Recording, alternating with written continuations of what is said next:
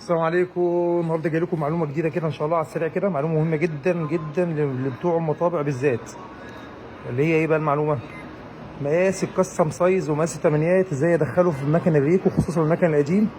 زي ما انتم شايفين كده المكن بيجي ما فيهوش الكاستم سايز وما فيهوش مقاس التمانيات. طبعا ده بالنسبه لكم بيعمل لكم مشكله كبيره جدا في شغل التمانيات. ازاي بقى افتح الكلام ده بقى؟ الكلام ده طبعا طبق على كل المكن الريكو جديد وقديم. طبق على كل مكن الريكو جديد وقديم.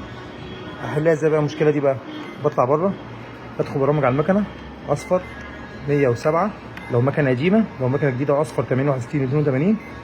بدخل الريسيت ده ضغطه طول الاحمر. بعد كده بخش على كوبي اس بي او سيستم اس بي. باجي هنا بقى عند برنامج هنا في المود اسمه نون ستاندرد بيبر سيلكشن. نفس البرنامج ده موجود في كل المكن بس باختلاف الرقم يعني. انا بدور على الكلمه دي نون ستاندرد بيبر سيلكشن، بس هو كاتبها باختصار، اللي هو ادراج المقاسات الغير ستاندرد بتاع المكنه. ده بيبقى معمول صفر، بقوم عامله واحد شباك. بخرج بقى من برامج، باجي بقى هنا كده عند اي درج من الادراج مثلا. ادي مثلا الدرج التاني اهو مثلا، الاقي ظهر معايا كاستم سايز عادي جدا اهو. وادخل مثلا انا عايزه، مثلا ادخل انا مقاس الثمانينات اهو 250 في 350.